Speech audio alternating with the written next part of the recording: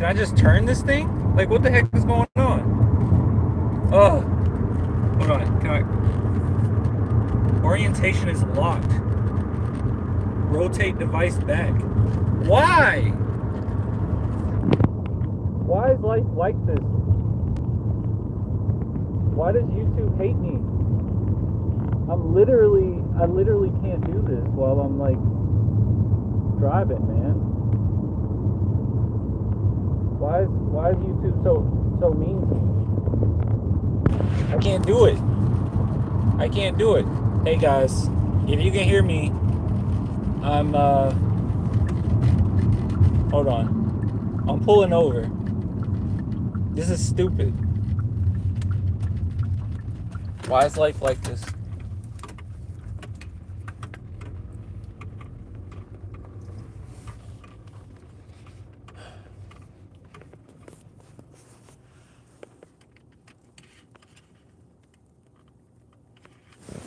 Gosh, why is life like this, dude?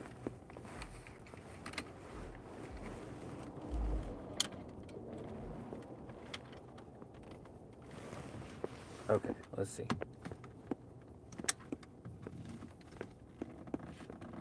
Give me a second. This is how much I love you guys, okay? That I'm actually pulling over to fix this. This is crazy.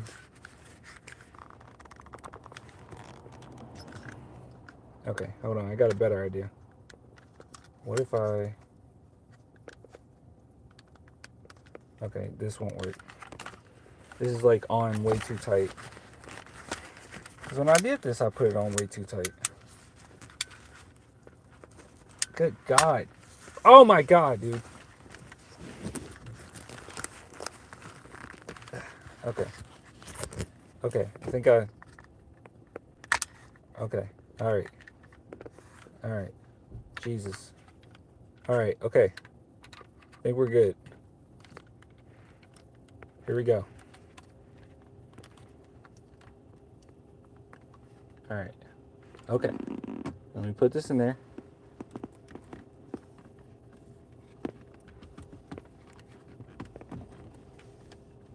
Alright, give me a second. Alright. I think we're good. Did I break it?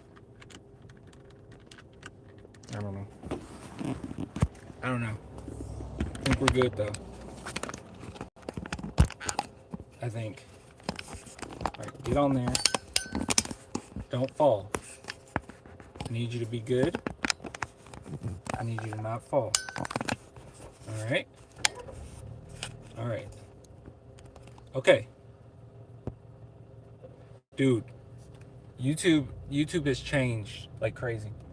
YouTube Live on the phone has changed like crazy. I used to do this all the time. I never had these issues. You can't like rotate the camera no more. That's so stupid. So dumb, dude. So dumb. You guys are gonna have to bear with me because yeah, oh wait. Because I don't want like a light on the whole time I'm driving. That game, that was very frustrating. Let me know if you guys can hear me okay. Because we're just gonna talk, and this is like the most ghetto way we can possibly do it. Do you need me to rescue you, clan? Oh, you must have said that when I was pulled over. That did look creepy. No, I'm okay. We can hear you? Okay, cool. Because I don't have... Well, I do have a mic, alright? I do. I have like a little mic, a portable mic. But I just realized... Oh, yeah, that's right. I don't have an aux jack. The reason why I don't have it is because Apple made it an industry standard to take that off of all phones everywhere. It's really dumb. Hey, reflection of the shades anime style? Yes, sir. Yes, sir.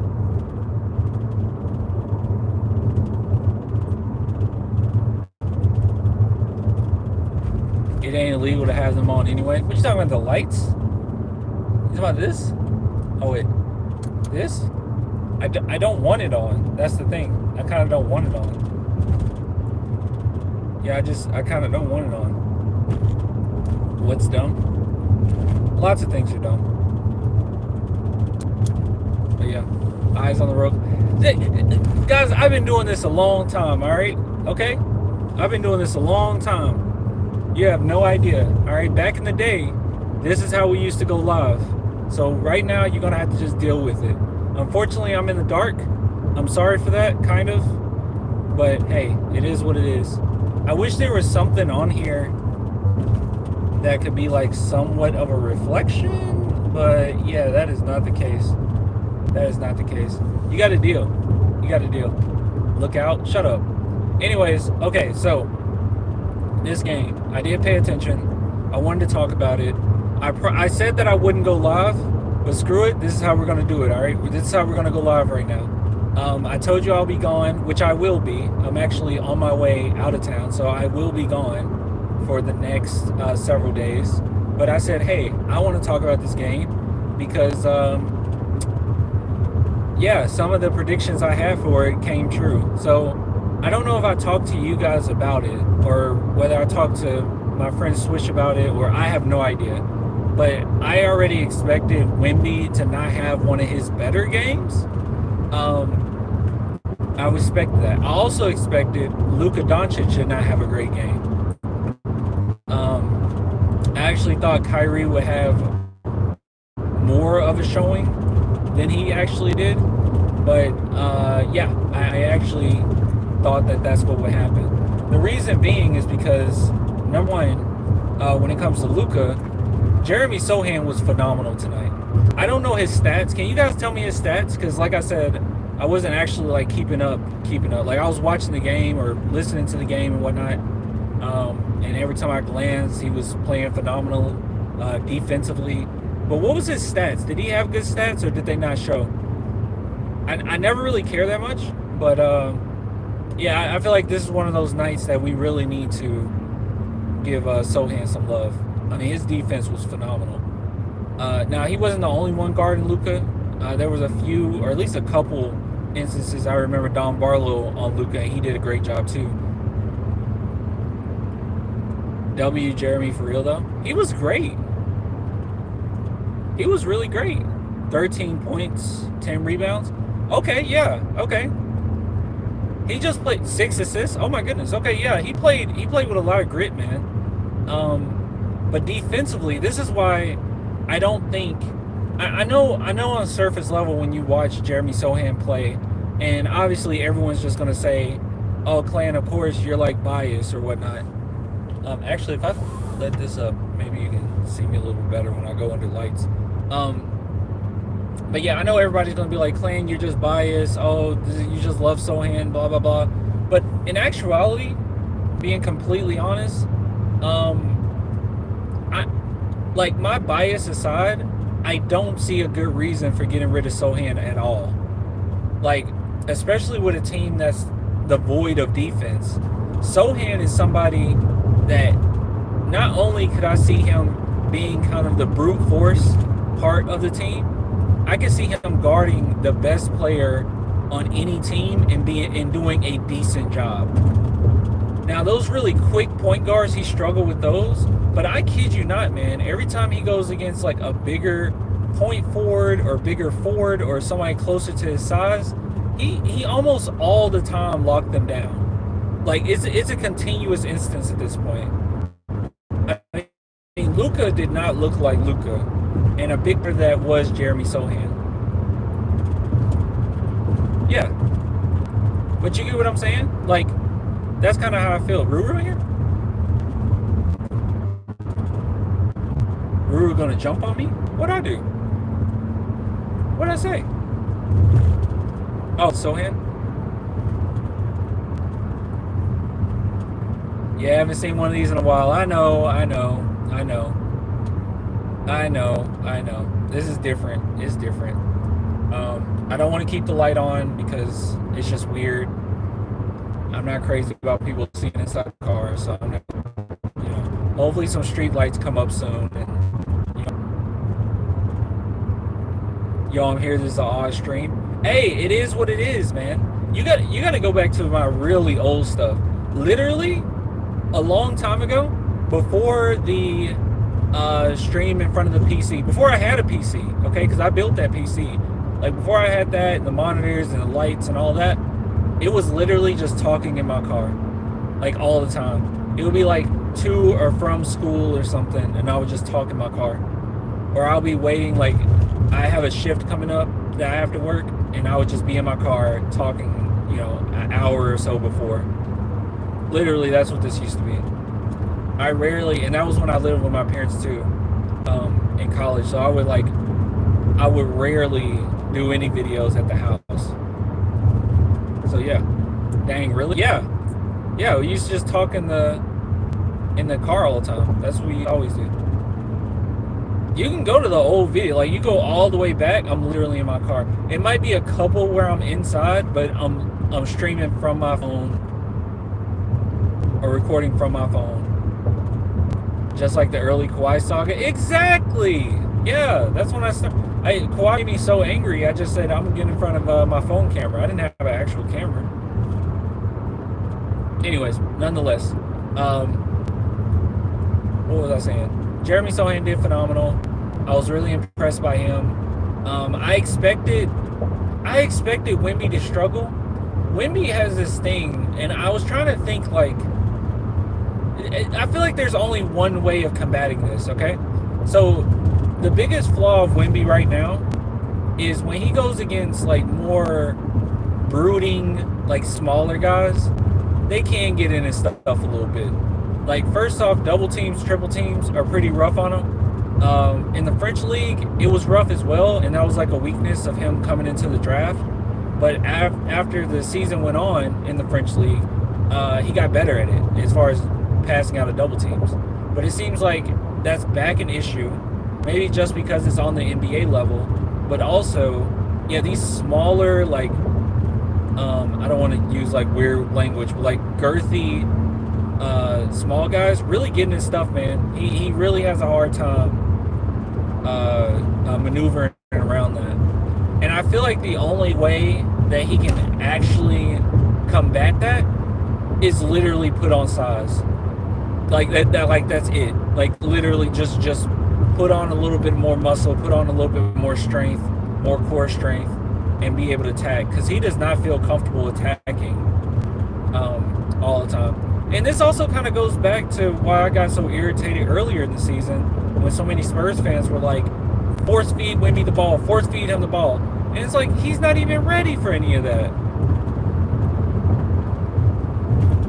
Yeah, he's not even ready. Stocky might be a better word. Yeah, what did I say? Girthy? Yeah, stocky. Yeah, stocky. Yeah, those like stocky guys. Huncho got rid of his message. I saw what you said. You accidentally put sticky. That was funny. Yeah, stocky. That's a good word. Yeah, like those guys. Like in this game, it seemed like PJ Washington was kind of giving them a little bit of issues. Yeah, he just got to build a little bit of muscle, a little bit of strength. He'll be all right. No one on this team is even good enough to force passes. Nobody on this team is a great playmaker, right? Like, I feel like, right now, I feel like everyone, and I don't mean to talk bad about Trey Jones, but I'm about to say everyone is basically slightly above, or I can think of a few players that's slightly above average for their position at passing, you know? Like, I genuinely thought when we first got Sochan that he would be like a really great playmaker, and he's not, right? He's not, you know? He does what he did well in college, plus now he can shoot threes at a respectable clip. So there's that. He's the defender I thought he was. But as far as this playmaker, or great playmaker, yeah, I don't think he's going to be that. He'll be a decent playmaker. Like I said, he is slightly above average a point or power forwards as far as his passing ability. I think it's slightly above average than a lot of other power forwards. And I do think he has high basketball IQ, but he does miss things sometimes. Then again, he's young. And then when I look at Vassell, like Vassell is a good facilitator for his position. You know what I mean? Like everybody's just decent, like slightly above average for their position. And then you got Trey Jones, who I think is just kind of average for his position. But then again, average is but him point guard, and he will. But like right now, as far as his passing ability, he can do some pretty basic passes. He makes good reads. He's solid, but I would say he's kind of average, right? I don't think he's below average point guard or nothing. I think he's just kind of average. Who plays center? Is Wemby back at center, or is he mainly power forward at the moment? He's been at center. He hasn't played power forward in, gosh, shoot. When was the last time, guys? When was the last time Wemby played power forward?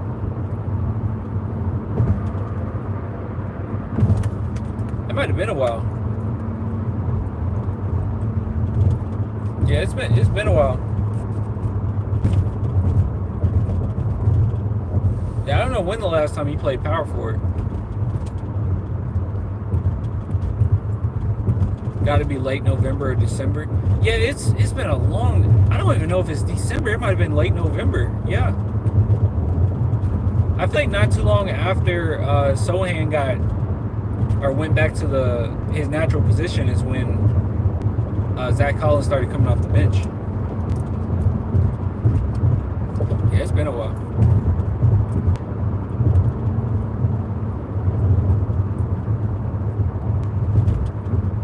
Yeah, it's been a minute.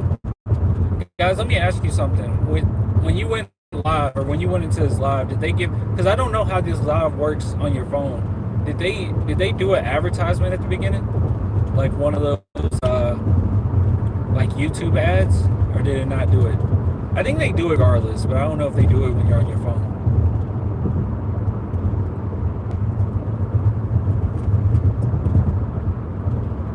Oh, December? Somebody said December.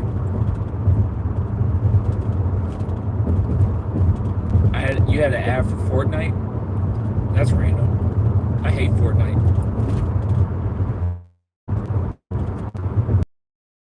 I was excited about. I have no idea.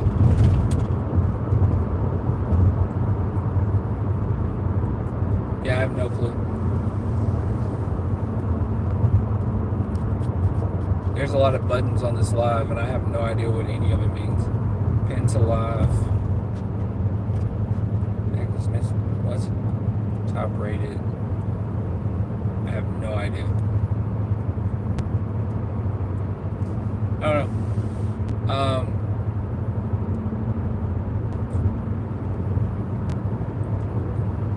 He's hurt. What?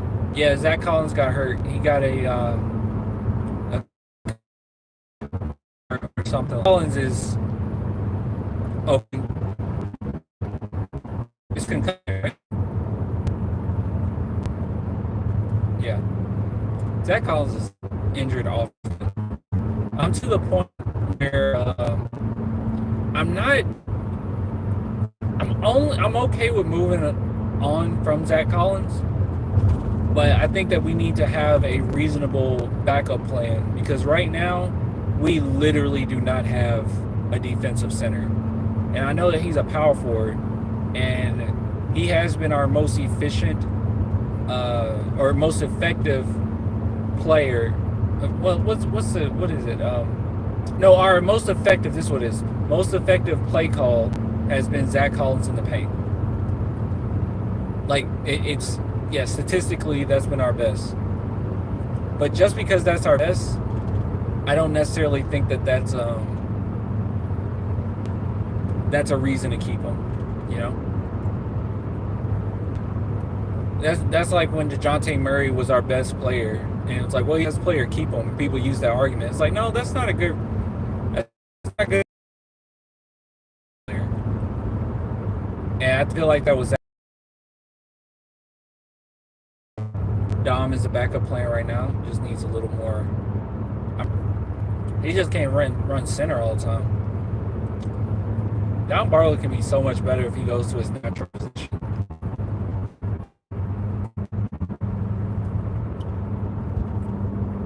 Because going into that draft, I think we went over Don Barlow briefly during that or before that draft, before we even picked him. Or well, we didn't pick him. We ended up signing him. But yeah, when we went over here, I think I'll have to go back and see the video. But I think my takeaway about Don Barlow was that he's like a power forward / small forward, and he has a lot of potential. Okay, sorry, I don't know what happened. Let's see. Give me a second.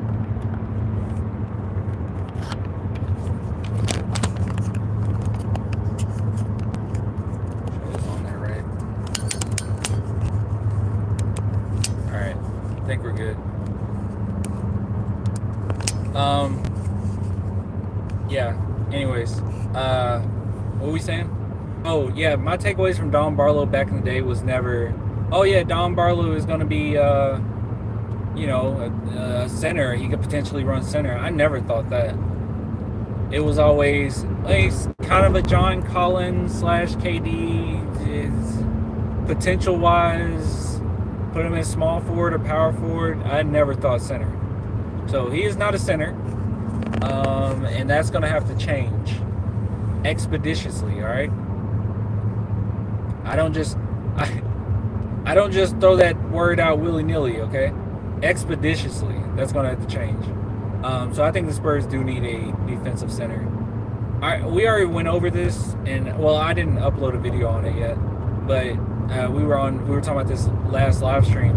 Is that I think the three things that the San Antonio Spurs need is a defensive wing, a three-point shooters.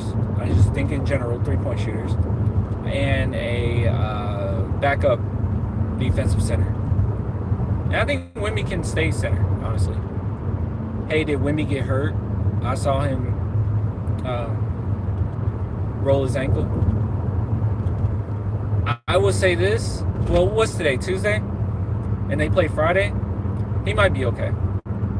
I was going to say if they play tomorrow, the day after, don't expect him to play.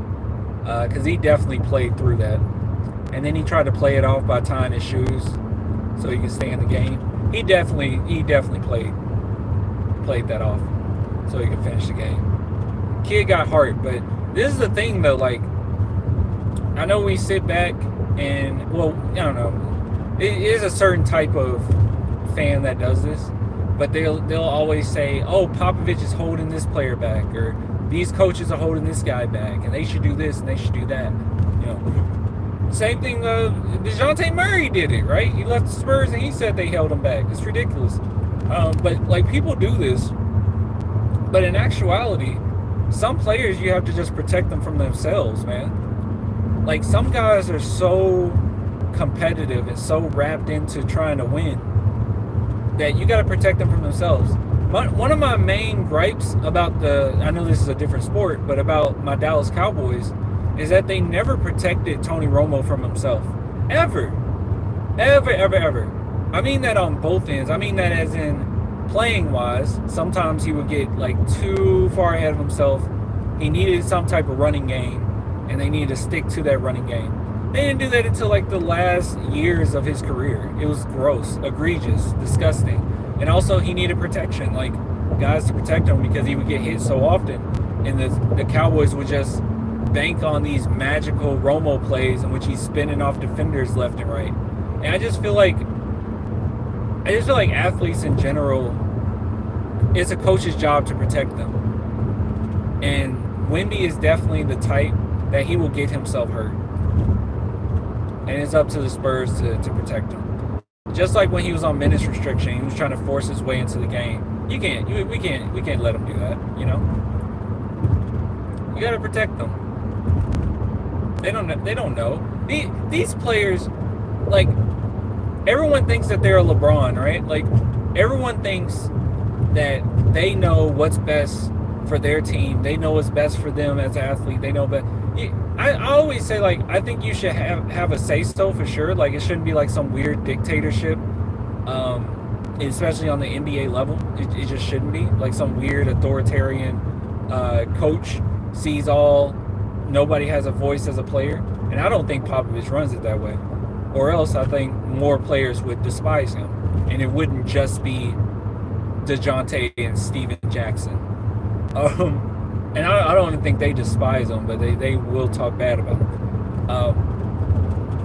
Anyways, I just think, but I do think that you can't like allow players to just do whatever they want when it comes to their own team. They don't know. Like Giannis, he has so much power with Milwaukee because they're so desperate to keep him. And that's fine, that's dandy. And I mean, Milwaukee isn't looking terrible right now. But at the same time, Giannis does not know what his team needs. Not really. Not really. I'm surprised there's no light coming. Oh! Yeah, that's a little better.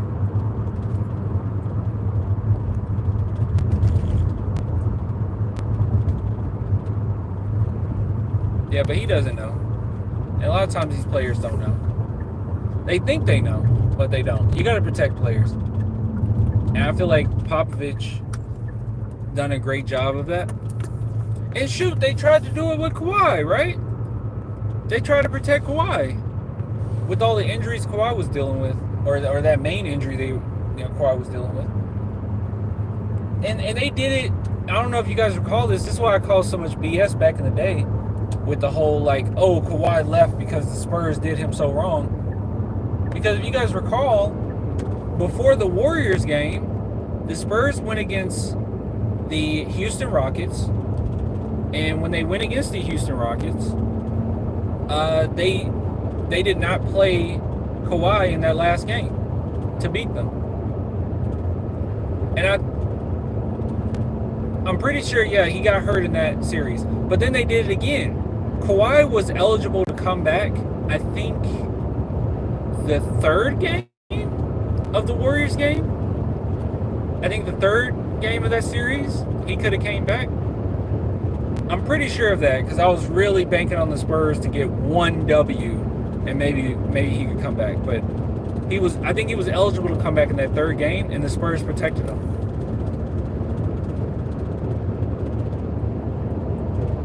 $15 more years? Yeah, 15 more years.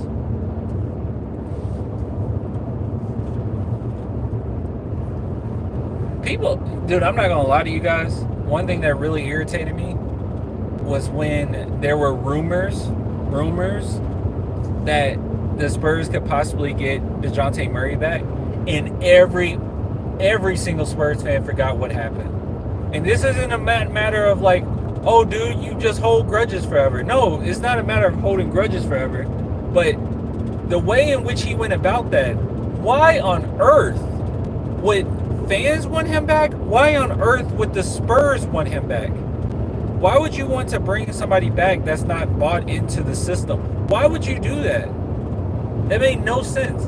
Not only on a basketball level does he not fit with Wemby, but why would you want that on your team? I did not understand where people were coming from with that. It was so desperate. We don't need him? Dude, screw the need him part. Of course we don't. Like, all of our picks coming up, the possibility to try to get Trae Young if you want. Like, of course you don't need him. But why would you want him? Why? You got a generational talent on your team that is 120% bought in to what the San Antonio Spurs are selling. And then you bring in a veteran of the Spurs who just went on an anti-Spurs tour to match up with Wemby. Why would you want to do that? Why would anybody want that?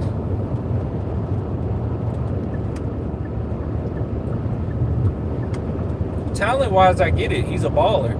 Like, I'm not going to act like Dejounte Murray ain't a baller. He can ball. But Dejounte Murray isn't going to make the Spurs that much better. Hey, you know, the last time the Spurs made it to the playoffs Dejounte Murray wasn't even playing, right?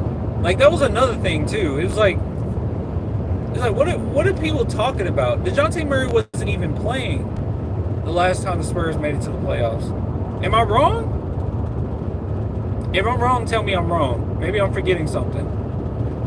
Isn't the last time the Spurs made it to the playoffs were against the Nuggets and Derek White was our point guard? Dejounte the GOAT said no one ever. But isn't that true though? Making sure I'm not crazy here. I'm pretty sure the last time the Spurs made it to the playoffs, Dejounte Murray was not the point guard.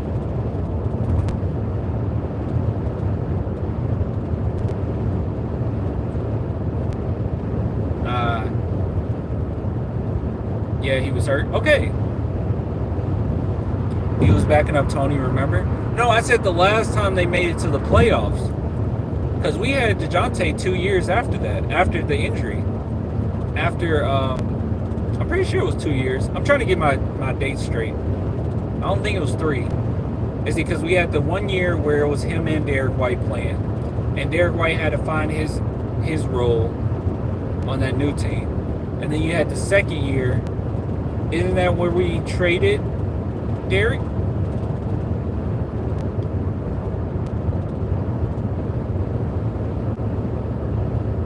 I think. But yeah, I don't know. I take White over DJ any day. Not only would White fit better, or not only does he fit better with this team, he's just a better leader, man. He's more of a Spurs guy. Like, he buys into the system. Dejounte described White, and he basically called him a teacher's pet. There's like no respect for I don't know, dude. It was just very disrespectful towards a former teammate.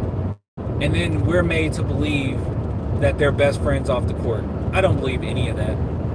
In actuality, I can't say why I know this, but I will say I've heard some things, and the things that I've heard is that people on that team actually aren't close to Dejounte.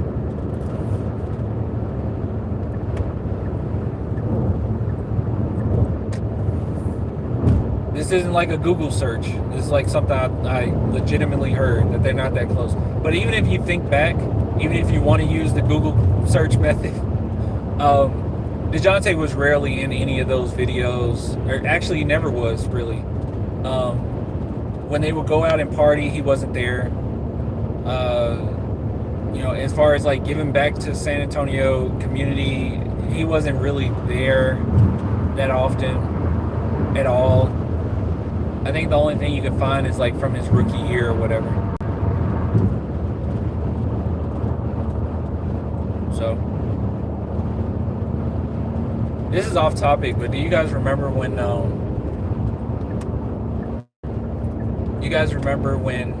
Lonnie Walker's friend went at me in the DMs, where he was like, "Watch your back, man"? That dude was really angry. You guys remember that? That was wild. He hated me. Based on any of the interactions that I've had with any Spurs, there's a couple things I know. Number one, I know that Derek White at least appreciates me, because his dad, Derek White's dad, constantly posts that song I made, and I know that a lot of like Spurs players know about me vaguely, right? I wonder who told Sochan to unfollow me. That was weird, because he followed me twice, and then he didn't do it no more. Anyways, besides the point. So I know Sochan know of me. I know Derek White at least appreciates me, and I know Lonnie Walker probably hates me. Oh, and I know Dejounte Murray probably hates me too, because Dejounte Murray's dad hates me. Yeah, that was so crazy. Yeah, wasn't that weird? God, that was weird. It wasn't until after I did research on who the heck that guy was, because I was like, what are you talking about? And then I find all these like family photos with him and Lonnie Walker. I'm like, oh, okay. This guy to talk through you, I guess. Yes, threatened to hurt me because I said, I don't even know what I said. I don't even think it was like harsh, right? Like, I'm not even harsh towards Lonnie Walker. I praised Lonnie for years. I always give players at least like 4 or 5 years before I like truly criticize. I did the same thing with Keldon. I did the same thing with everybody.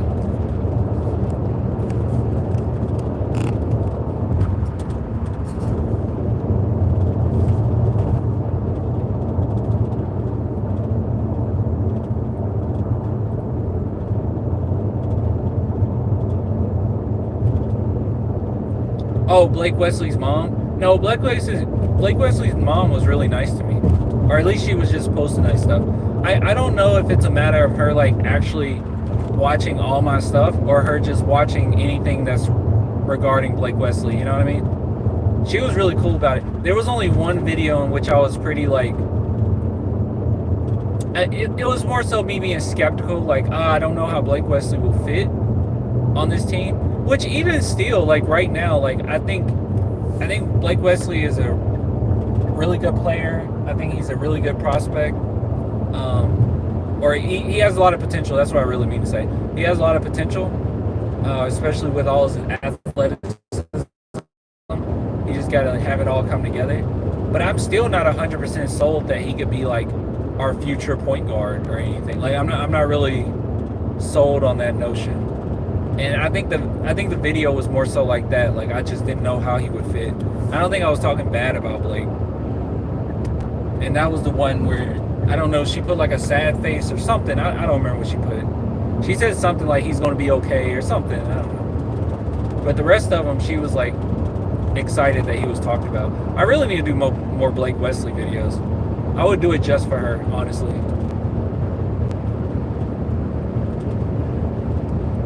I'm curious how you became a Spurs fan. I became a Spurs fan from Manu Ginobili. If you go and you watch my video because of Manu, like I would encourage you actually to go watch it now. Like if you type in Clan the Spurs fan because of Manu, it just shows how much Manu meant to me. Like something really dramatic happened during my senior year of high school. And yeah, he was always like a constant inspiration for stuff. But as a kid, I didn't even like the Spurs. I just liked how Manu Ginobili would terrorize the Lakers because my brother was a Kobe fan. So that's how I really became a Manu fan.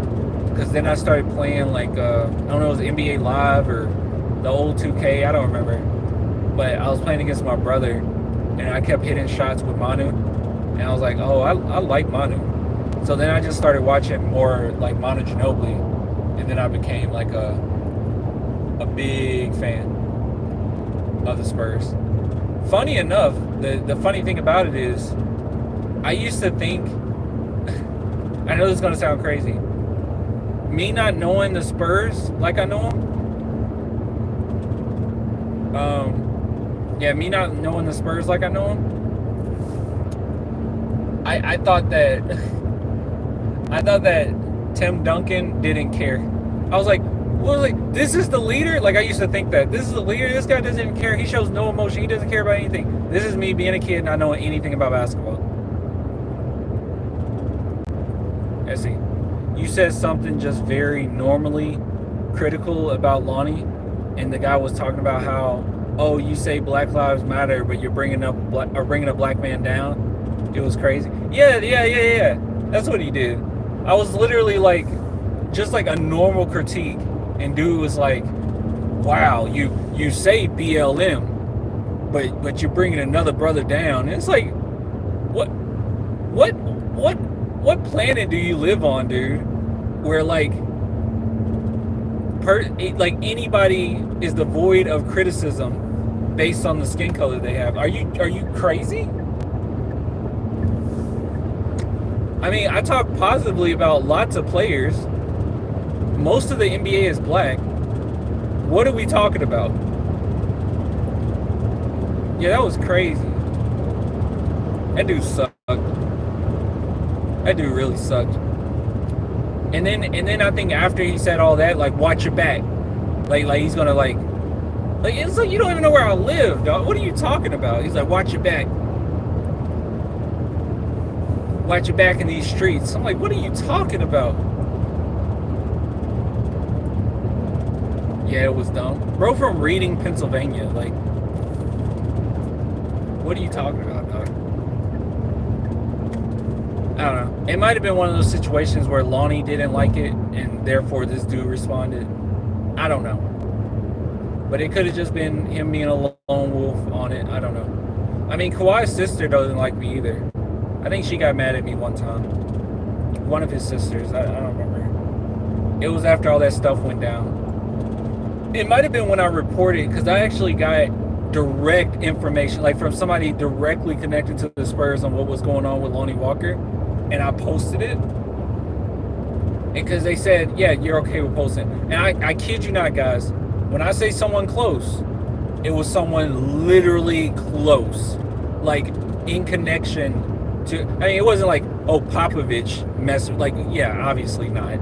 But it was someone who messaged me, and I got proof of it, and it was someone who was very connected to one of the coaches on the San Antonio Spurs. And they just saw in passing, because they, you know, they're a fan too, they just saw in passing me constantly talking about the Kawhi situation, and they wanted to tell me exactly what was going on. And when I put it out there, they said, yeah, just don't say my name, whatever. I put it out there. Everyone said I was lying. But then I think Kawhi's sister, she was running a page, or a fan page at the time. I don't know if she still does. But she didn't like that. She got quite angry, and then she blocked me. Was it CG the GOAT? No, it wasn't CG. No, it wasn't CG. It was somebody, it was really random too, mind you. But it was someone connected to one of the coaches. I didn't even believe, that was the thing, I had to verify. I wanted to verify it was them. Like, I didn't even believe it. Like, I had them send me pictures, like, give me certain information. I did a, like, Google search of these pictures, like a reverse Google search, to make sure it wasn't just, like, somebody just grabbing. It's like, no, like, yeah, literally. It's the person they're saying they are.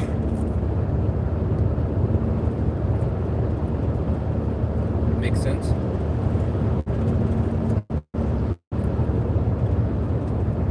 I remember all that. That was a crazy era, man. Wasn't it? It was so weird.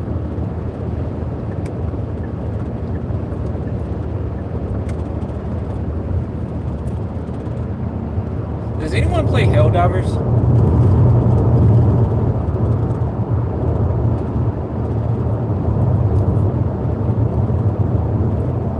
I would like to start running Helldivers with people.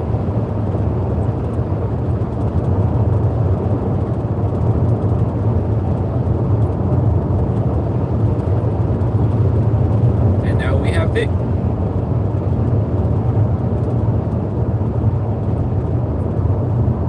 Playing got some good drama stories, that's why I sub.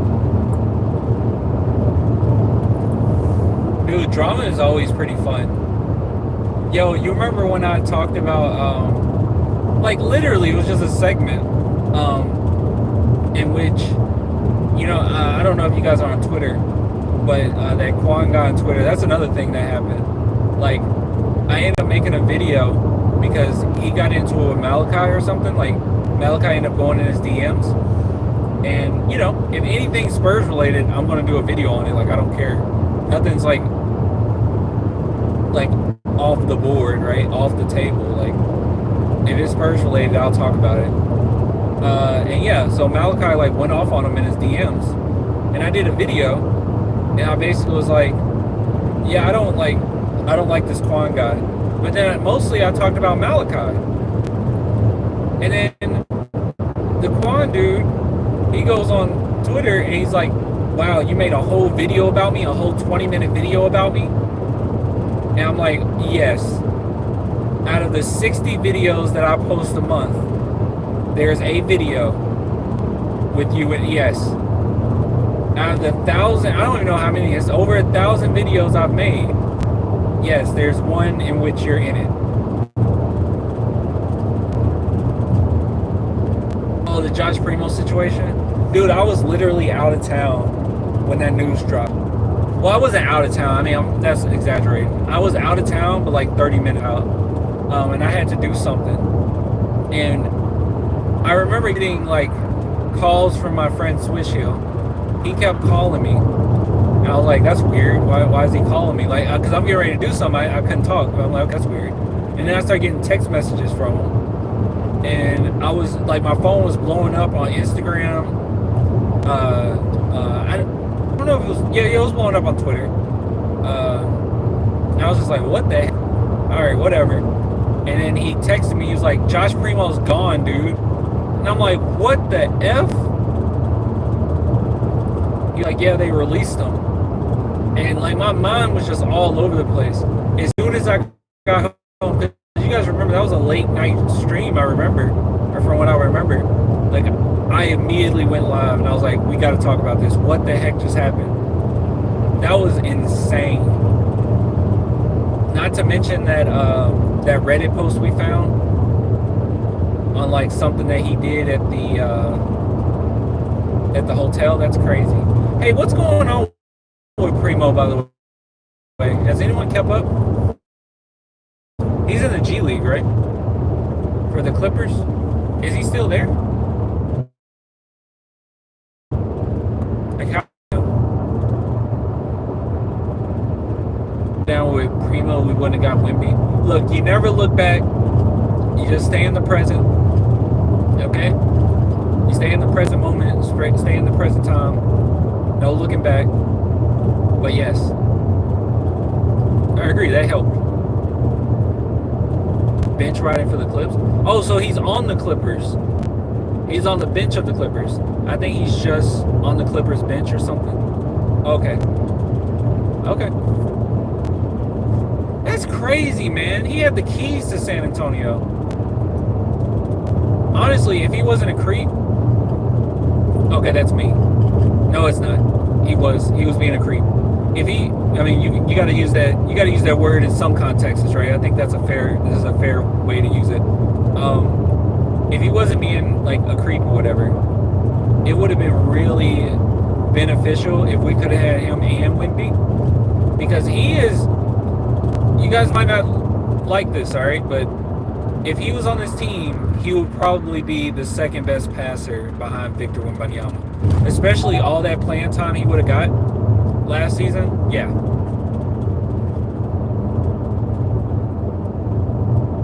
Aren't we still paying him for the next 4 years?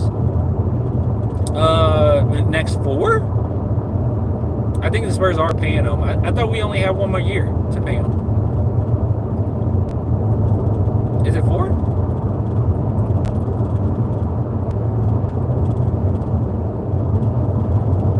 Wasn't something with Eubanks not liking him either? Yeah. Yeah, Eubanks, his wife posted like something immediately after it happened. It was kind of something in the vein of like believe women or something like that. But yeah, Eubanks knew that he was a creep. Like Eubanks didn't like him like that.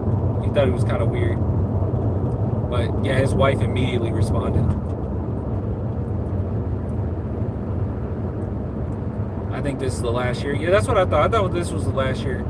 Maybe it's 1. I don't know. Yeah. 4 more years wouldn't even make sense because what a rookie contract is 4 years?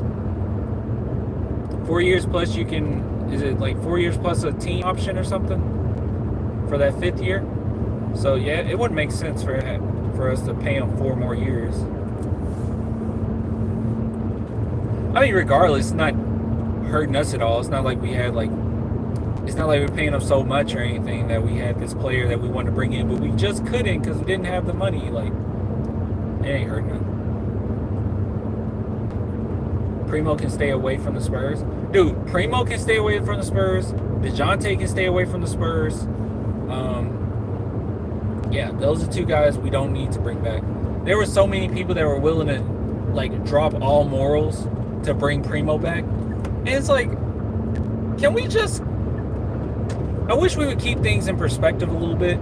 Because the Primo situation, this isn't something where, okay, he got himself right, he can come back. Like, I said this on many occasions, that when he said he was gonna get therapy, seek therapy, blah blah blah, that's great. Like I'm all for that. But I didn't necessarily have the thought, you seek therapy, therefore you deserve a second chance in the entire NBA. Like, there's grabbing to be an NBA player. Like, I felt like he deserved a second chance in life. I didn't want this to haunt him forever, especially if he improved himself or whatever. Like, I just didn't want it to haunt him in life. But I didn't necessarily think that meant, oh, he deserves an NBA contract. I don't know. It seems like with the issues that he's struggling with, more power, more money in this environment just wouldn't necessarily be good. That was my initial thoughts on it. I mean, I didn't really want him back in the NBA. Not to say you don't deserve a second chance. I just thought he deserved a second chance at life.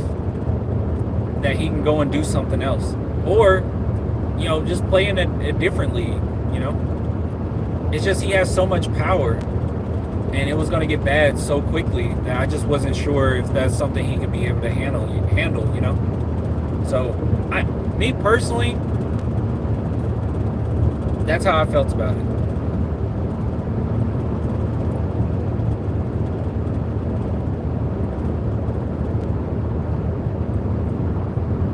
That's why I said the point guard experiment with Sochan was basic.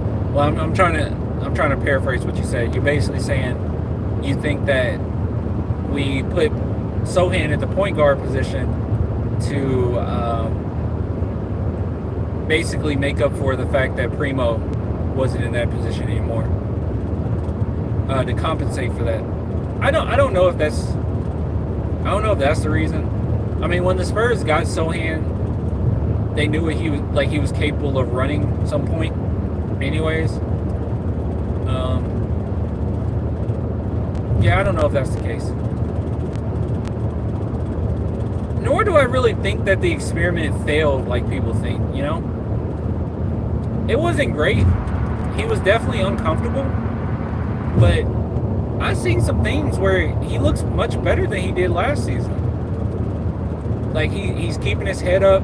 He's not instantly putting his back to the basket once he passed half court. He's a little bit more confident in his ball handling. His reads are better. While his passes aren't pinpoint, his reads are better. I don't think it was like a complete failure. I think he sees more on the court now. Nor do I know it. I didn't think that Sochan being point guard was something. Here's another thing too. I had the idea that Sochan running point guard, why not? Because in the future, we're going to eventually have another point guard anyway. And he won't get this opportunity any other time. So I was totally cool with Sochan running point guard as much as they wanted to. Even if he was running point guard right now, which he still runs point guard a little bit sometimes, I wouldn't be mad at all. Like, you're not going to get this opportunity again. I wasn't expecting the Spurs to make the play-in. Why not? You know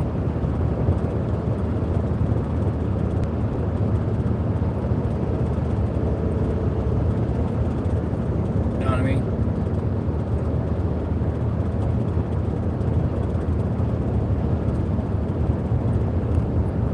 What? Playing Primo editions? I don't know what you're saying. Had no front? I don't know what you're talking about.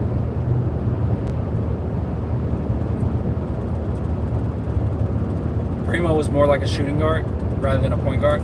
Oh yeah, Primo was more like a combo guard for sure. Some people gave him some Devin Booker comparisons.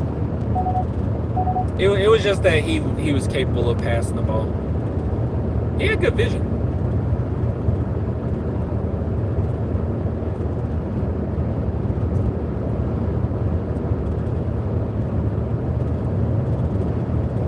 Yeah, I completely overestimated our defensive abilities. I thought that the Spurs defensively would be better. But hey, I was wrong. All right, I won't stay on too much longer. Yeah, I won't stay on too much longer. I think I'm gonna go ahead and hop off. This was fun. I wonder if this video is going to be uploaded. I do wonder that.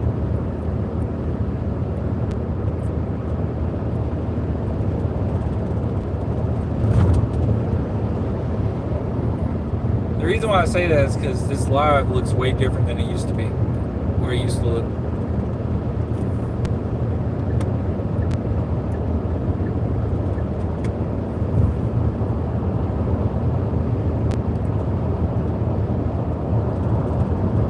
Yeah, it was one of those defensive things where on paper we look better. But yeah. Oh, a couple movies. So I always do this, or I don't always do this, but I need to do it more often. If you guys are interested in any movies to watch, a horror movie I just saw for the first time was Lake Mungo.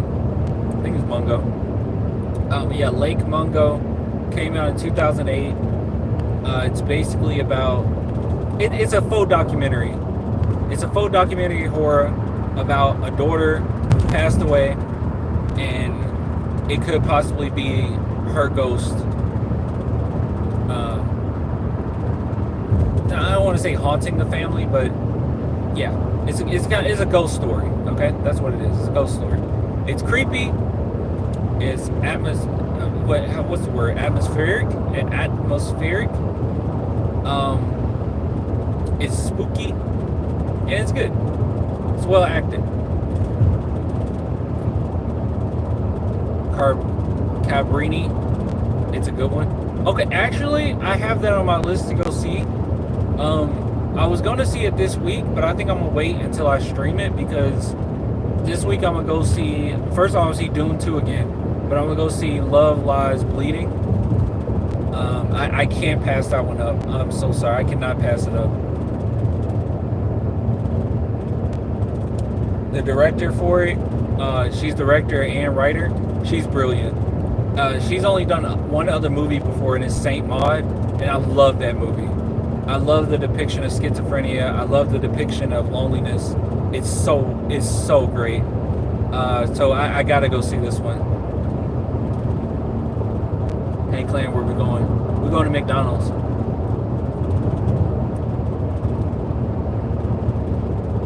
It's 2 hours and a half, but you don't feel it. Ah, gosh. You know what? You know what? Guess what? I'll go see it. I'll do it. I'll go see it. I'll do it. Doing that good? Yeah, it's good. I'll go see it. Cabrini, I'll go see it. I'll do it. I'll do it. That means I'm going to be seeing 3 movies in a row. Wednesday, Thursday, Friday. I'll do it. You think I won't? I will. I'll do it. I'm going to do it. Yep. I'll go see it. I'll do it. Say I won't. Did you go to the game? No. Say I won't. I went to McDonald's and they had no fudge, no caramel, and no Oreos. Wow.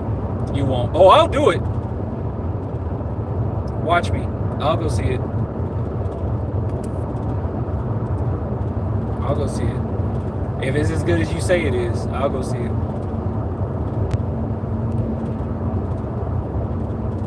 Dude, I don't actually go to I go to McDonald's, but I literally go and I say no ketchup, and then I just take off the bun. I know that's crazy, but I'm on a I've been on it, but I'm on a keto diet, so I eat low carb all the time. Just trying to get my pounds down. trying to get my pounds down. I don't know a clever way of doing the part that she says after that. But yeah, when I go to McDonald's, I just get, like, I take the bread off and take off, like, say no ketchup. And it's still pretty good. That's how you know how good a restaurant actually is. If you're getting their burger and you can take the bread off and it's still good, right? That's how you know a restaurant's pretty decent. Let's be real.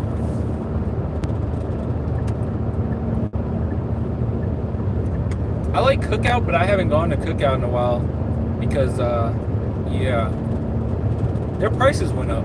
It used to be so cheap. Cookout used to be really cheap.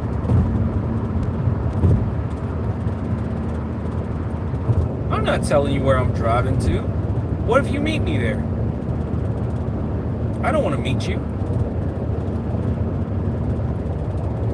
I don't want to meet you in these circumstances.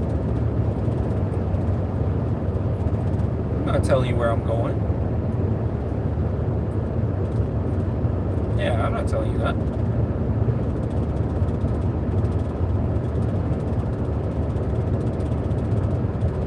Is Cookout a local restaurant? Oh gosh, is there no Cookout? Is there no Cookout in Texas? Oh gosh, no, they expanded out quite a bit. I didn't realize Cookout wasn't like nationwide. Oh, sorry, I was just wondering. I can't even drive. It's okay. Coming to San Antonio for the Grizzlies game. Wait! Oh, no. The Spurs and Grizzlies play in Memphis in April something. So anyways, yeah, the movie I'm going to see Love Lies Bleed. Oh, someone asked me if Dune 2 was good. Yeah, it was really good. Dune 2 was amazing. It really is amazing. It felt like an event. I was sitting there. I was happy the entire time. Yeah. And that's coming from someone who missed the beginning of the film, because I was actually in a downtown area trying to get parking, got way behind. The traffic was terrible. It was before a Drake concert. I went to the movies before the Drake concert, and you couldn't find like anywhere to drive. It sucked. So I missed a big chunk of the beginning of the movie. I think I missed like maybe 15 minutes of it. And I still came out of it like, wow, that was phenomenal. So yeah, I'm going to see it again though, with great sound quality and all. I'm going to see IMAX. But the first movie, the first Dune, I enjoyed the world building of it. Like, I thought, wow, this world is so cool. Like, I thought the concepts were cool.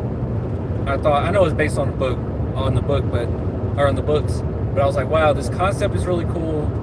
Main character, I don't even like Timothée Chalamet. Like, most of the things I've seen him in, I didn't think he was that great. But I'll say in Dune, he's pretty good. Honestly, he's pretty cool. So the first one, I thought it was okay. Oh, like, this is a good origin story. This great world building. I like it, you know. And then the second one, I'm just like, whoa, what the heck?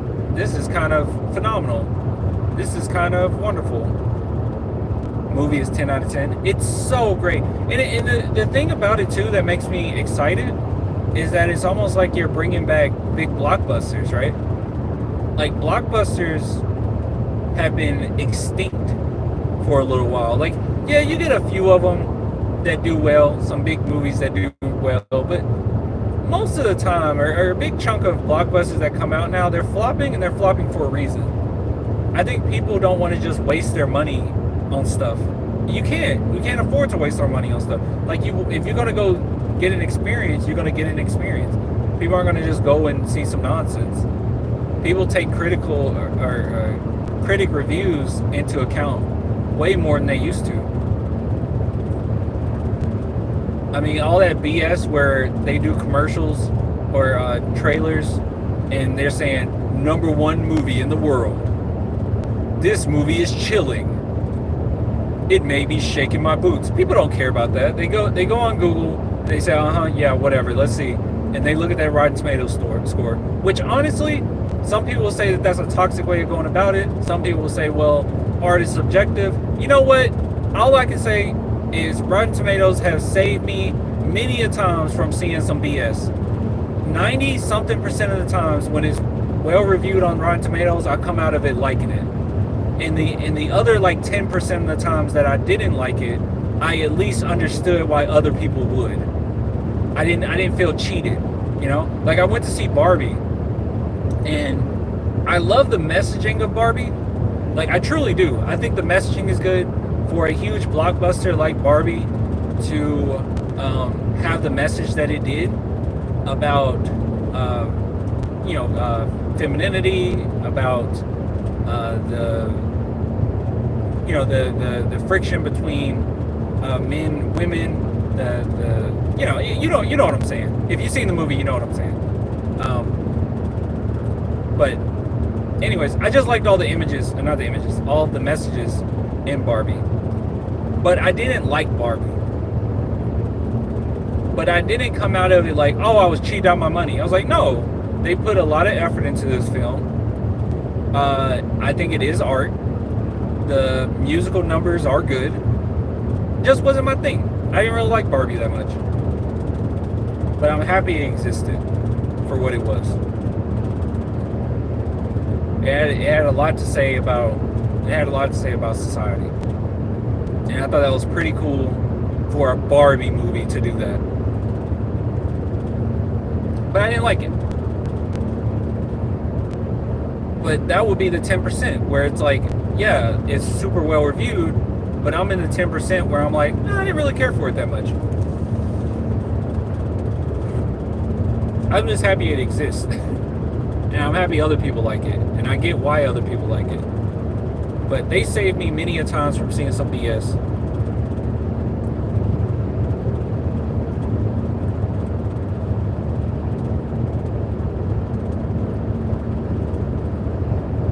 Just watch pirate sites, you'll save even more cash.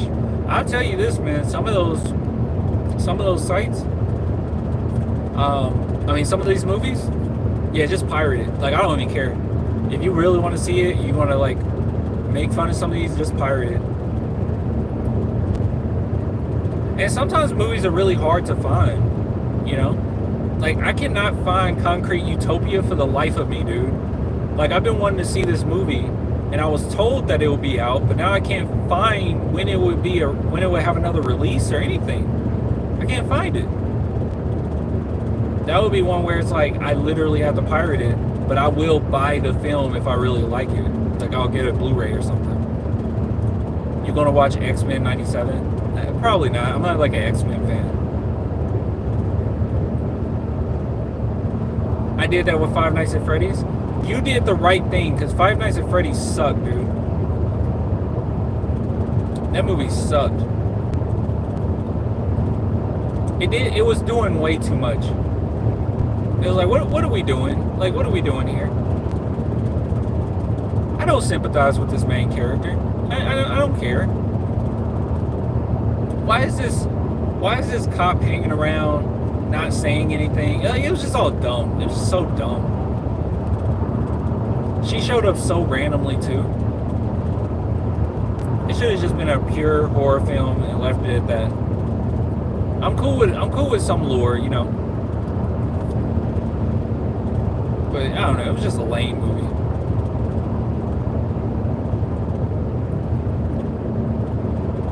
I had a feeling it would, and I trusted my gut. Yeah. Anyways, sorry.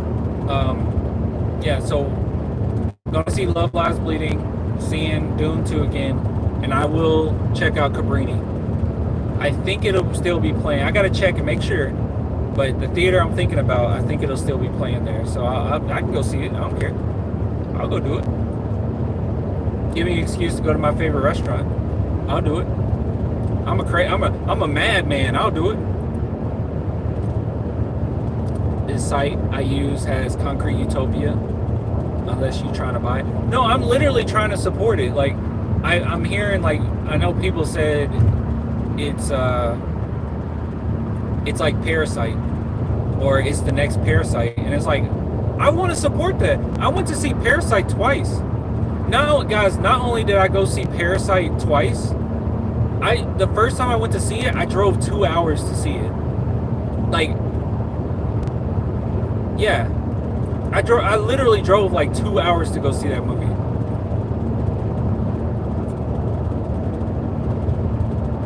Do it, you won't? Oh, I'll do it. I'll go see it. I still got to see Killers of a Flower Moon. I need to go through the Oscar nominations and go see all those, or watch all those. I know Maestro, I heard, is actually not as good as people say, so I don't know about that one. Clan the Parasite fan. Dude, Parasite's a phenomenal film. Good God. Yeah, I've seen it twice. I went to the theater to see it twice. Drove 2 hours to watch it. And I was just talking about it the entire way back home. I was like, oh my God. And it was one of those movies too where I was catching so many little things. Like, I was catching so many little things. Complete critique of capitalism too. I just caught on to so much after that movie. I was so into it. A movie you guys could watch is, I think it's called Swallow. I think that's the name of it. That's one that you can really break down. Or Beau is Afraid. That's a great one to break down. After I watched Beau is Afraid, I couldn't stop thinking about it.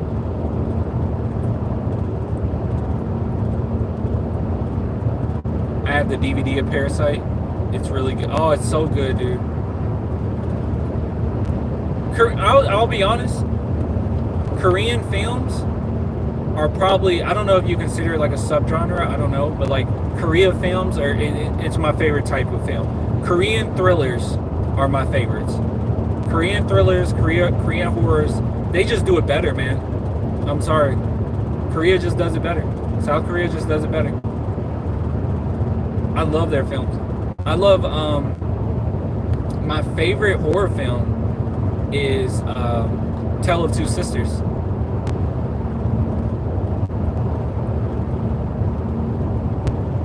Which, I can't remember, is Tale of Two Sisters is a Korean film, right? It's been a minute since I've seen it. I love that film. That's my favorite horror film. I just can't remember it now. Because there was another film I watched. I just recently saw Old Boy. And that was wild. I was not expecting. So Old Boy is... So, okay. When I'm looking at reviews before I go see a movie, this is what I always think of, okay? I will see a film, and I will pay money to see a film. Either A, it has a high review, like at least over like 80%, okay? Or B, it has mixed reviews. Like if it's controversial, or a lot of people like it, a lot of people hate it, some people don't get it, some people like, I will give it a chance. I feel like Beau is Afraid was that, because I was hearing so many people say I hate it, and so many people saying I love it, and I gave it a shot and I loved it. So like I would give something a shot if it's mixed, or I'll give something a shot if overwhelmingly people think that, you know, it's good. That's when I'll give something a shot and pay money to go see it. Crap, what was I talking about? What movie was I talking about just now? I just went blank. It wasn't Beau. What was I saying? Old Boy. Yeah, okay. Yeah, Old Boy. Old Boy the original? Or the American one? No, the original! No! Dude, I watched the original, and then I went and looked up stuff on the American version. Good God, Spike Lee destroyed that franchise. What was that? No, heck no. Yeah, I'm talking the OG. And back then, I mean, I saw, so this is what I was talking about. Old Boy had mixed reviews. Like a lot of mixed reviews. So, and I know that it's considered a classic, but I also saw a lot of reviews where people were like, yeah, I didn't like it. And after seeing it, I completely understand why it's mixed reviews. But I loved it. But I completely get it. That ending is, wow, what?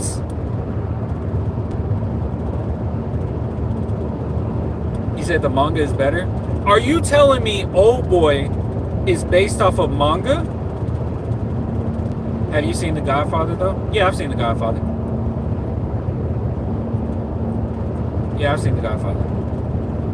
It's good. I like The Godfather. My favorite film of all time is Scarface though. I love Scarface. I love it.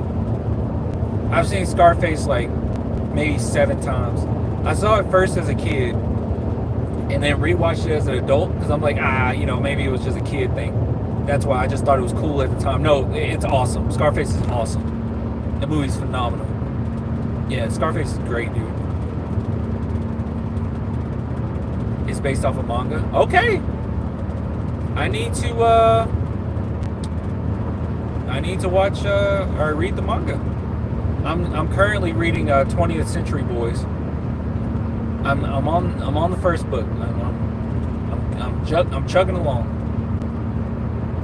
Scarface over Godfather. Dude, Scarface is dope. Oh, Scarface is so good. It's like as a kid, obviously I just thought it was cool.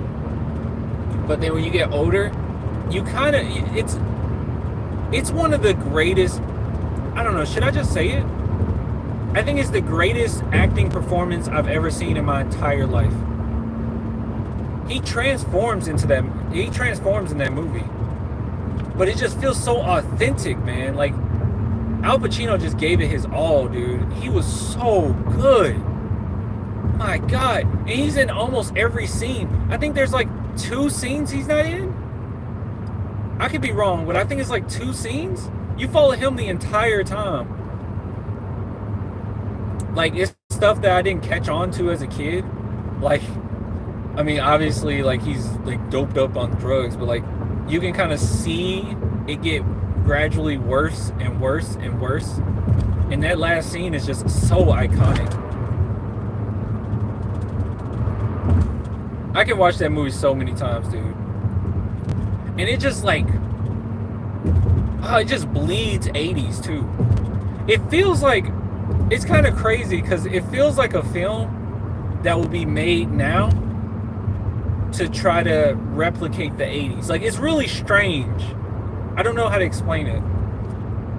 Like, it's so 80s that it feels like... It kind of feels like the 80s weren't like that. Like, it's so 80s that you start to think, man, the 80s weren't like this. But the 80s like that. They love that aesthetic. And the Push It to the Limit montage, just beautiful. I love Scarface. It's so good. It definitely takes you back in time. I feel that. It's weird because it's like, this is so... I mean, I wasn't born in the 80s, but like, it just feels like, wow, this is so 80s. This is the most 80s thing I've ever seen in my life. It's kind of like how, because Back to the Future was made in 94? Yeah, Back to the Future was made in 94, I think. Yeah, that's when I was born, by the way. So yeah, Back to the Future was made in 94, and like, you watch Back to the Future, and it's like, wow, this is super 90s. It feels like a movie made now to replicate the 90s. What's that? You said... Where are you driving to? I ain't telling you where I'm driving. I'm driving to visit family. Back in the Future is also a classic. I never seen Scarface either. Go watch Scarface. It is as great as people say. Okay. The acting performance from Al Pacino is out of this world. It's so good. The last scene, because I watched documentaries on Scarface, like the creation of it and everything. That dude, I can't remember how long it was, but he locked himself in that room for a long time to kind of drive himself a little crazy. And he just like went wild in the room. So then when it was time to film, that's how you got that iconic performance at the end. The accent was amazing. It was great. Also, I didn't realize how the cursing ramps up too. The more cocaine he does, like the cursing starts to ramp up. He was not cursing that bad at the beginning of the movie or the middle. It was like the third act where it was like, what the heck? Like he's like losing it. He gets so aggressive.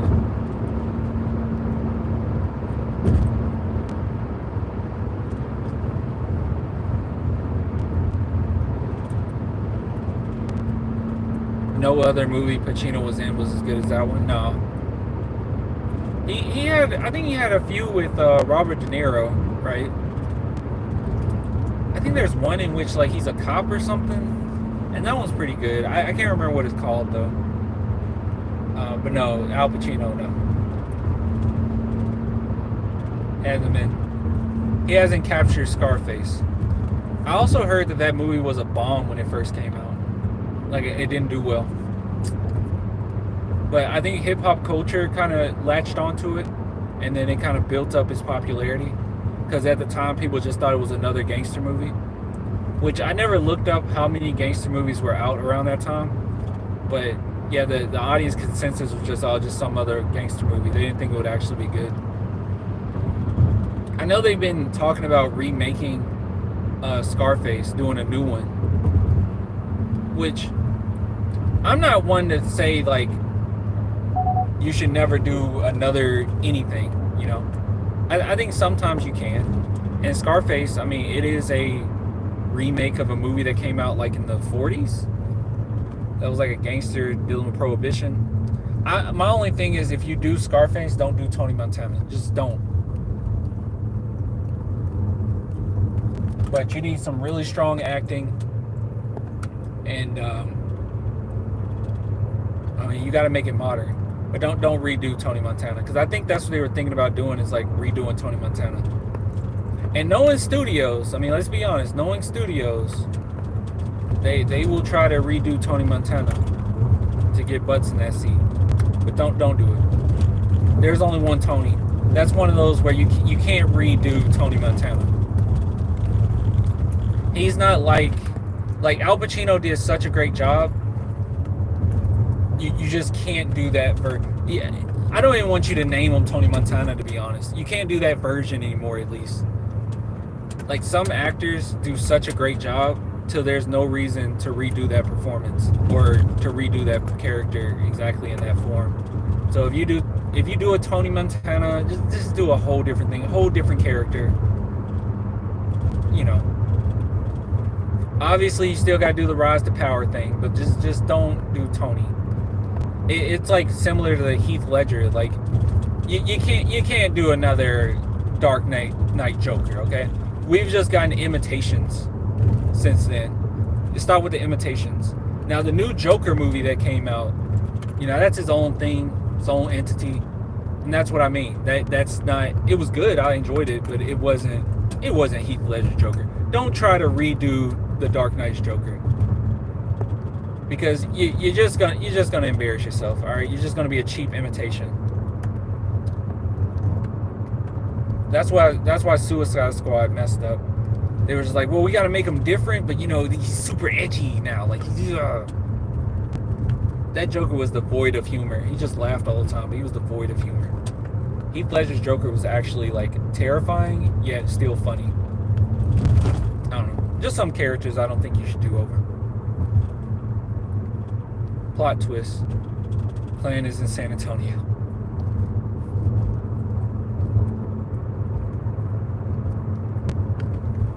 But yeah. Do Tony Montana the third instead.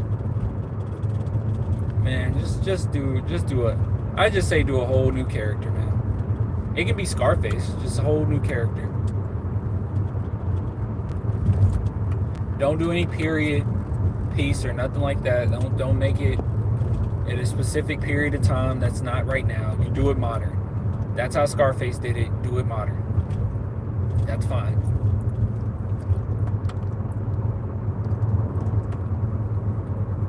But I was kind of happy that they didn't follow through, because I think they were planning to do Tony Montana. and it got canceled, I believe.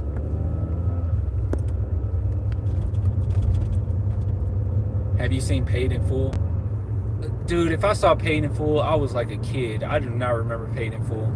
If I seen it, I seen it once. I don't remember it.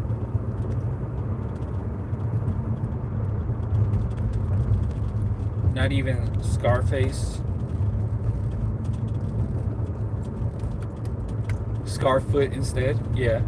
Just name it something else. Don't do it. Stay away from Scarface. It's just one of those things where it's so perfect. Don't touch that character. But I don't think you shouldn't do another Scarface. Like, sure, you know, it will be appropriate. I mean, the last Scarface came out about 40 years ago, 40 something years ago, or 42 years ago, I think. And then before that, I think the Scarface came out 40 years before that. So I think it's, yeah, I think it's time. You can redo it or do a new one, but yeah. Anyways, I'm just happy blockbusters are coming back. I haven't seen Oppenheimer. I know I need to see it, but that's a blockbuster. Barbie, blockbuster. Those went well. I'm glad that those did well. And now Dune 2 does well. And I'm hoping that these superhero movies would like stop, knock it off. The Batman was great, but like, can we knock off this universe thing? Or if we do a universe, can it just be in its own thing? Can it not be we bring in all these different properties together so we can like make $1 billion? Can we not do that? Can we just like the Batman? Can we just have the Batman verse? Which I think that's what they're doing. I'm okay with that. Just keep it within itself or whatever. They're doing like a Penguin series. I'm cool with that. That's fine. But keep it in itself. Don't just not start combining stuff. You got to get the basics down first. Marvel did a great job, but even Marvel can't do what Marvel did no more. But I'll tell you, the franchise that I hate the most is Star Wars. I hate Star Wars. And I hate Star Wars because I love Star Wars. I'm not like the biggest Star Wars fan in the world, but I hate what they did. I hate them. Ruining Star Wars. Those 3 movies were a complete waste of time. That sequel was a complete waste of time. Disgusted me.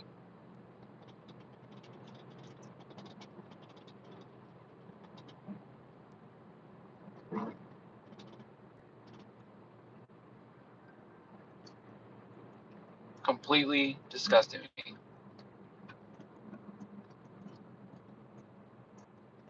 Wemby loves Star Wars. I love old school Star Wars, not the new Star Wars.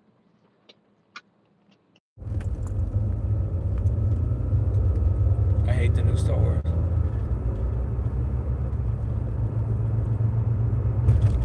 They have a new Star Wars movie coming out, or shows.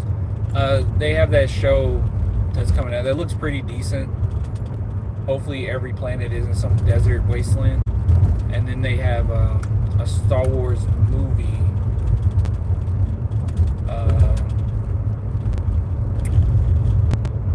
That I'm not looking forward to because they're bringing Rey back. I don't know why they're bringing Rey back. Rey sucked as a character. Just give up on it. Give me a second. Yeah, Rey sucked. So it's kind of like, can we just like stop? Maybe.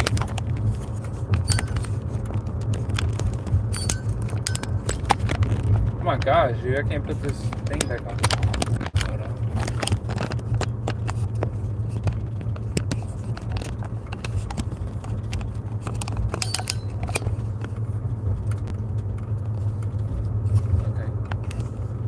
I think that's okay for now. Love Star Wars. Hate the fan base. Well, yeah. I think that's fair.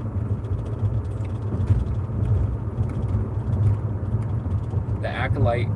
I think I said that right. Yeah. That's the new show. Revenge of the Sith is the best Star Wars movie. And I'll tell you the new Star Wars really sucked.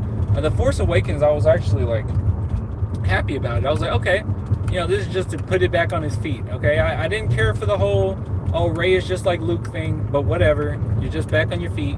I get it. You gotta remind us of what Star Wars was like. Cool. And then the second one, I was like, okay, you erased a lot of things about Star Wars, and I really want to see how you rectify this in the third one. And then the third one just went back on everything and just screw it.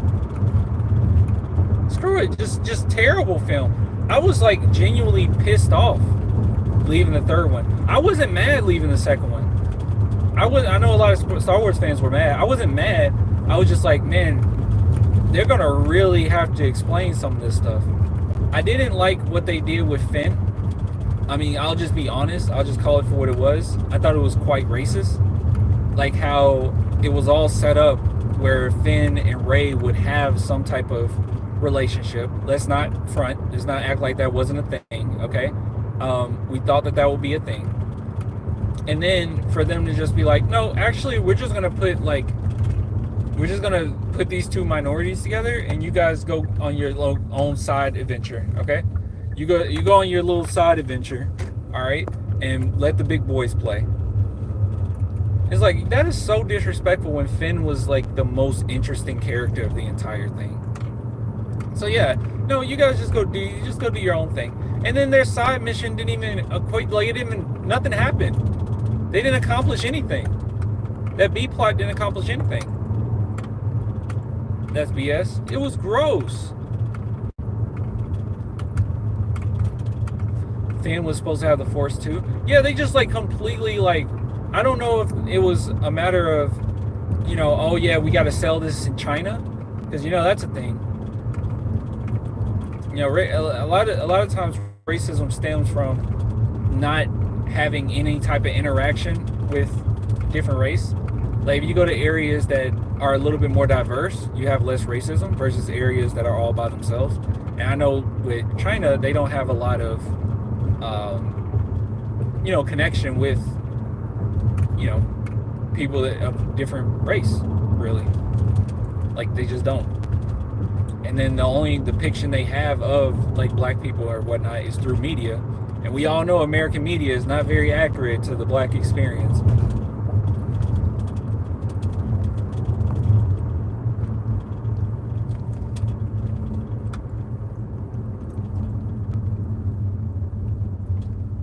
Baby Yoda ain't even cute. That's a hot take. Don't tweet that. But yeah, no, dude. So the second one, I wasn't pissed off, but I was definitely like, that was weird. Like I was entertained throughout the film, but I was like, I didn't like that. Please, no, don't do this. Like when Finn, I know this is crazy, but when Finn was gonna sacrifice himself, I actually thought, whoa, that would be a really like bold move. Like, whoa, that would be so cool. And then this chick that we already don't like, save him and then give him a kiss and say, it's about love. It's like, what? What are we talking about? We beat them with love. What are we talking about? That was a really cool arc for Finn. I mean, I know, that would have, sucked how he died, but it was like, okay, at least it's a respectable, like, way to go out. They completely disrespected my boy. And then, yeah, so I didn't hate the second one, but it did bother me. And then the third one, I was just like, because I was already kind of on edge, and I saw that, and I just was so mad that I went to see that movie. I was so mad. I was like, what is this? The whole time I was thinking there was a possibility that Rey and Kylo were like siblings. So that was weird when they just randomly kissed. I'm like, well, you didn't build up to any of this. What is this?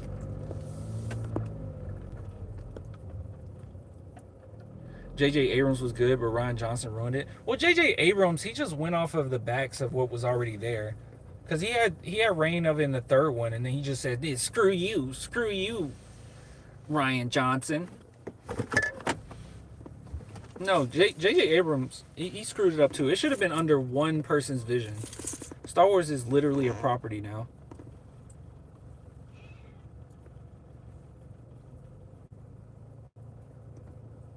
modern 2024 movies and its diversity.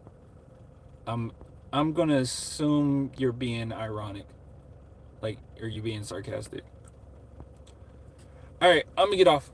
I will get with you guys later, man. I'll have videos up throughout this week. Can't promise I'll go live again. If we do, it'll be in this format, but I don't think I will. You guys enjoy your week. Um, I hope everything's good with family. But yeah, good night.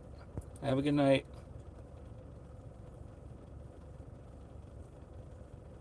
Watch the movie called Without Remorse. All right, I'm gonna look it up right after this long drive. Yeah, dude, I actually stayed on the whole time. Bye.